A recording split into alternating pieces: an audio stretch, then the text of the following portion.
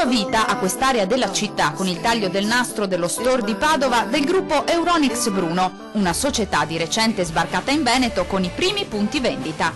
Siamo presenti in ormai 4 regioni italiane con 28 negozi e siamo veramente contenti di essere arrivati anche qui a Padova, sia perché è un posto magnifico nel quale investire, sia per la piccola opportunità di contributo alla creazione di nuovi posti di lavoro che diamo con i 25 neoassunti. 705 dipendenti in tutta Italia, tante le donne e i giovani, 5.000 nel complesso del network tutto italiano Euronics, catena specializzata nell'elettronica di consumo in Europa presente con 11.500 punti di vendita.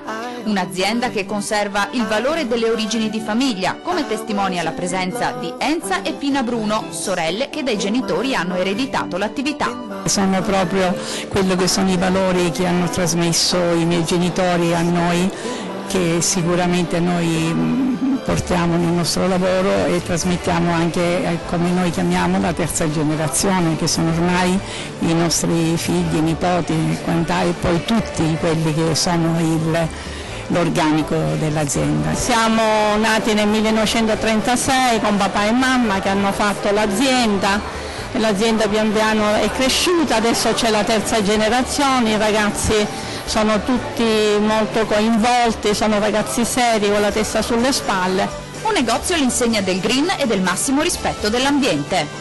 Noi cerchiamo quanto più possibile, è un tentativo nel quale continuamente possiamo migliorarci, però ci proviamo e ci proviamo seriamente di rispettare quanto più l'ambiente, di essere quanto più ecosostenibili, e questo passa ovviamente attraverso il rispetto alle normative, quindi quello sul conferimento dei rifiuti, il RAEE, quindi cioè velocità di dismissione dei prodotti tecnologici usati, e questi sono previsti a norma di legge, ma anche il fatto che per esempio la classe energetica di questo edificio lo rende assolutamente più che ecocompatibile ed ecosostenibile. Massima attenzione al cliente, seguito passo passo all'interno dello store che garantisce un'apertura di 76 ore a settimana. Un negozio sempre più all'avanguardia, un negozio all'insegna del digitale, il cliente continua ad essere al centro del nostro progetto di crescita e di sviluppo nel territorio veneto.